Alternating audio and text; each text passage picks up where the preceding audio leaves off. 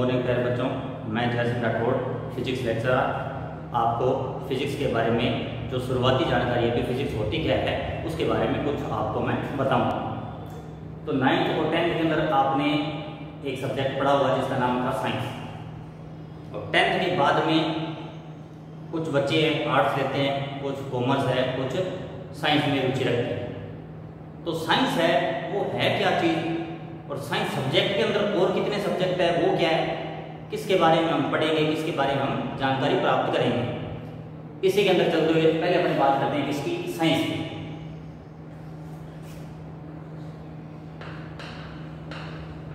Science इसको हिंदी में बोलते हैं विज्ञान।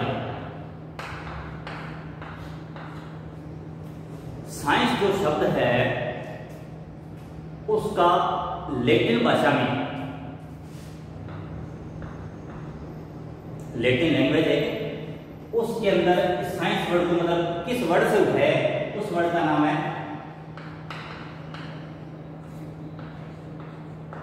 सेंटिया।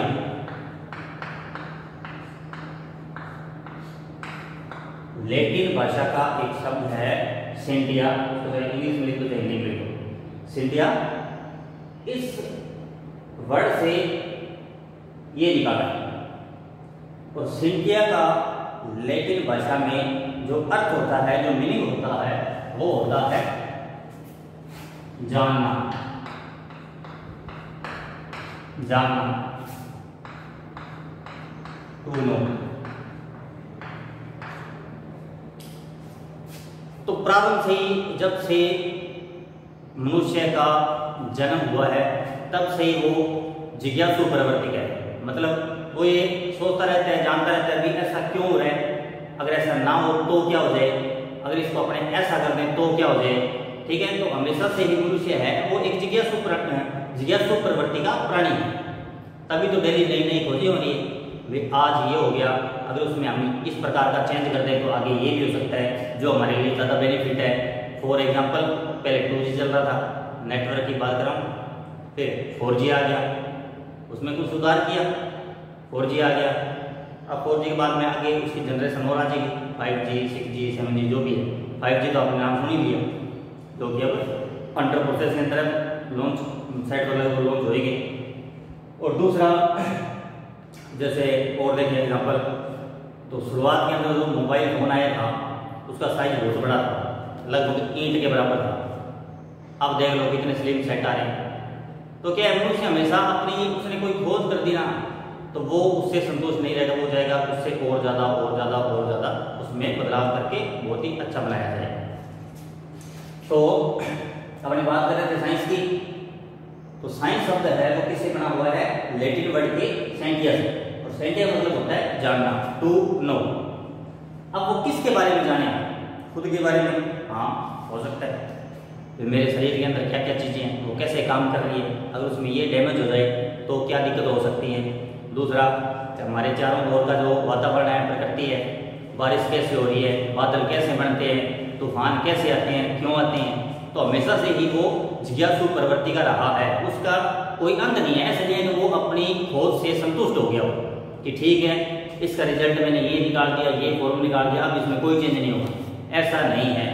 तो विज्ञान है वो एक समुद्र है जिसके अंदर जो पानी है उसमें थोड़ा निकाल लो या थोड़ा डाल दो, कोई फर्क नहीं पड़ेगा। तो इसका मतलब क्या था, जानना। तो वो किसके बारे में जानेगा, प्रकृति के बारे में, प्रकृति के बारे में। ठीक है, अब इसी साइंस से एक शब्द निकला है, या इसी साइंस की एक ब्रांच है जिसे हम बोलते हैं फिजिक्स। फिजिक्स हिंदी में बोलते हैं भौतिक विज्ञान या भौतिकी।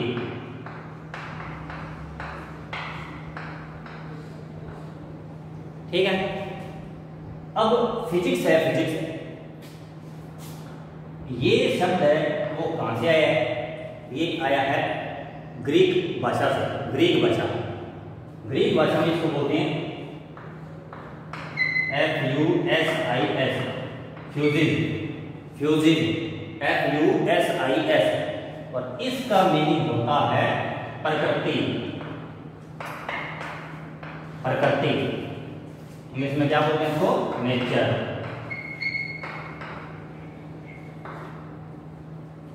ठीक है।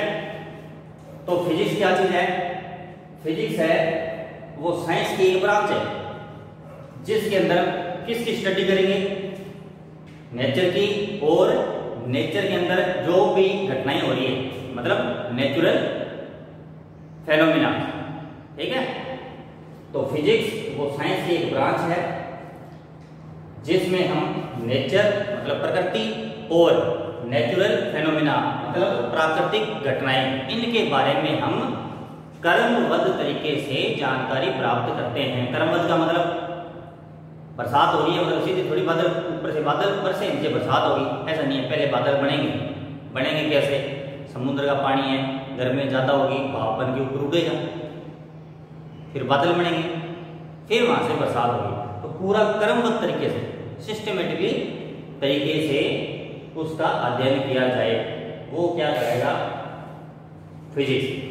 तो अगर आपने इसकी डेफिनेशन बनाए फिजिक्स की तो क्या बनेगी? तो पहले मैं हिंदी में बोल देता हूं।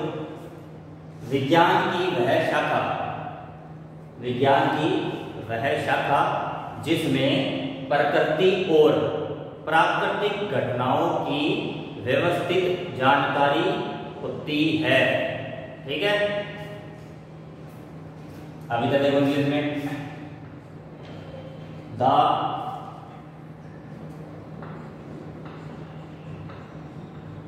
branch of science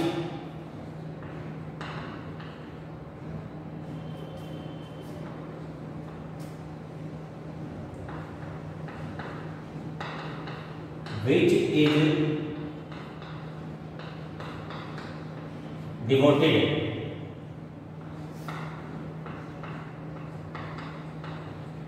study of nature and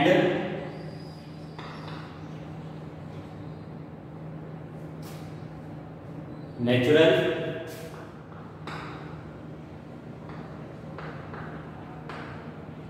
phenomena। ठीक है। The branch of science which is devoted to study of nature and natural phenomena is called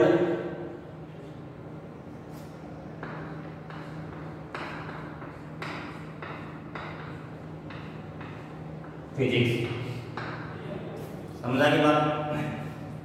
कोई जरूर नहीं है कि बादल ही बनेंगे, और भी बहुत से बिजली क्यों चमकती है, नदियां ऐसे क्यों चलती है, क्या हो जाता है कि नदियां बनती है।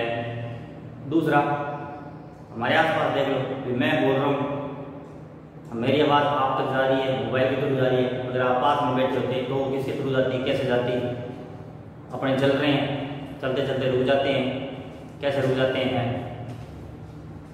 लाइट है वो कैसे बनती है, पंखे कैसे चलते हैं? तो जानकारी है, इसका कोई अंत नहीं है। बहुत सारी घटनाएं हैं जो आप नॉर्मली दैनिक जीवन में देखते हैं। तो अब बात आ गई फिजिक्स की। फिजिक्स है वो साइंस की ब्रांच है। तो साइंस है वो आपने पढ़ा था 9th और 10th में, उससे छोटी क्लासों में। तो अपने देखें, आपकी बुक थी जो साइंस वाली, मान लो 10th वाली है, तो 10th के अंदर जो साइंस थी उसमें आपके बहुत सारे लेसन थे। उसमें कुछ लेसन है वो साइंस का पार्ट है, शायद आपको नहीं पता होगा, तो मैं बताता हूँ साइंस का कौन सा पार्ट, जो कुछ लेसन है जिसे बोलते हैं फिजिक्स। तो फिजिक्स में साइंस के कितने लेसन थे? अब करंट लेसन नंबर याद नहीं है मेरे को, मैं नाम बता देता हूँ आपको। एक तो आपका है था लाइट,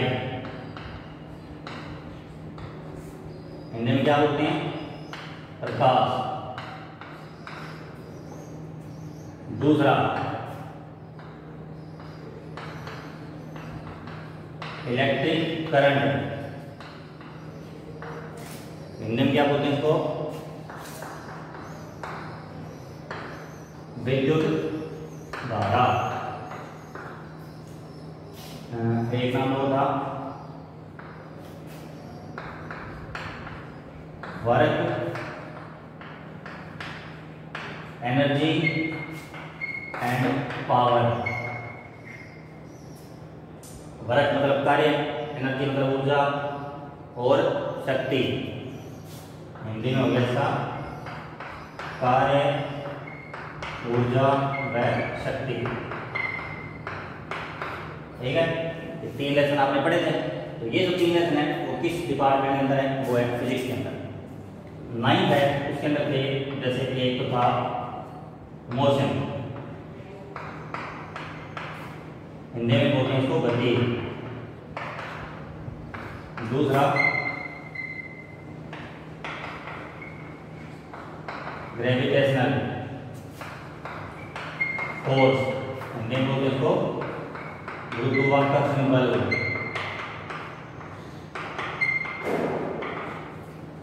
एक होता है इसका force and laws of motion. बल और क्या है? मोशन क्या था? गति। लॉ का मतलब नियम, गति के नियम। ठीक है, इतने टिपिकल इंग्लिश तो है नहीं, ये नॉर्मल वर्ड है ज़्यादा इसमें। अब गति के लिए मोशन है, बहुत सारे यूज करते हैं। तो ये कहानी थी फिजिक्स की, ये आपने पढ़ रखा था फिजिक्स। ठीक है, अब यही चीजें हैं वो आगे आएगी 11th में आएगी, 12th में आएगी। अब 9th का जो पोर्शन है ना, 9th के अंदर आपने ये जो लेसन पढ़े थे जो कि फिजिक्स से रिलेटेड थे, ये किसमें है? ये है 11th में। और ये जो लेसन है जो आपने 10th में पढ़े थे ये है 12th में। ठीक है, अब जैसे अपने नॉर्मल एग्जांपल देखते हैं, फिजिक्स है क्या चीज, दैनिक लाइफ के अंदर उसका कैसे यूज है। जैसे ये मान लो एक गेट है, ठीक है, गेट तो देखा ही होगा, खिड़की दरवाजे। यहां एक हैंडल लगा, इसको बंद और खोलेंगे, क्लोज और ओपन करने के लिए। ठीक है, ये वाली जो साइड है ये दीवार के साथ में कसी हुई, मतलब यहाँ पे ये कब्जे लगे हुए। कब्जे का मतलब इसको फिक्स कर रखा है, ये घूम सकती है, आगे पीछे नहीं जा सकती, ना ही ऊपर नीचे, बस घूम सकती है, ओपन और क्लोज हो सकती है। अब देखो, अब फिजिक्स इसमें क्या है? आपने यहाँ से हैंडल खींचा, खुल गया, कुछ किया, धक्का लगाया, बंद हो गया। अगर मैं इस हैंडल को यहाँ लगा दूँ तो क्या होगा? चलो हैंडल उखाड़ के मतलब लगाना, वैसे ही दरवाजा है बंद करने की कोशिश करना, यहाँ से हाथ लगा, फर्क पता लग जाएगा। क्या फर्क है, कौन सा रूल है, वो आप 11th में पढ़ोगे। और दूसरा जो हैंडपम्प होता है, ये जो एक इसकी क्या होती है, अत्ती बोलते हैं इसको। ये अगर इतनी लंबी नया करके इतनी कर दी तो फिर पानी निकाल लोगे, नहीं निकलेगा, आपसे नहीं निकलेगा तो मोटर ले लगानी पड़ेगी, क्योंकि यहाँ पे चाहिए ज़्यादा जोर, मतलब ज़्यादा फोर्स चाहिए। ये क्या नॉर्मल एग्जाम्पल है, और बहुत सारे। तो इसके बारे में आप ये 2 एग्जाम्पल बता दिए। अब आप सोच रहे होंगे कि हाँ ये बात तो सही थी कि यहाँ अपने खोल सकते हैं, बंद कर सकते हैं आसानी से, लेकिन यहाँ आसानी से नहीं होगा। कौन सा रूल लग गया? फिर आपने जितना बल यहाँ लगाया ना उतना बल यहाँ लगाना, नहीं खुलेगा ना, ये बंद होगा, यहाँ बहुत ज़्यादा चाहिए। तो गेट भी वही था, भरते की पोजीशन हमने चेंज कर दी, हैंडल की पोजीशन चेंज कर दी, तो इस बात पे इफेक्ट हो गया या पड़ गया। ठीक है, ये आप पढ़ोगे 11th में। और कई कहानियाँ, लाइट है ये कैसे बनती है, कैसे कौन चल रहा है, कौन नहीं चल रहा, जिसकी वजह से करंट बन रहा है, ये आप पढ़ोगे 12th में। तो फिजिक्स एक ऐसा इंटरेस्टिंग सब्जेक्ट है जिसका कोई अंत नहीं है। नॉलेज है वो किताब से कभी नहीं आता, नॉलेज आता है किससे? प्रैक्टिकल से।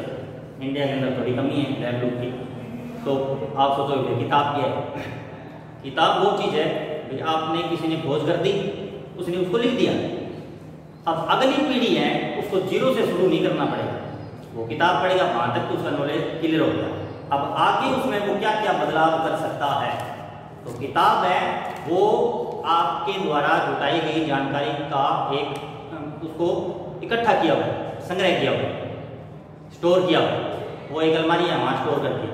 अब अगली जनरेशन आएगी, उसने वो किताब पढ़ी तो वहां तक तो उसका नॉलेज अब क्लियर हो गया, अब आगे के लिए वो क्या करेगा? अपना दिमाग खोल रहा है और खोल करेगा। ठीक है, तो आज के लिए इतने।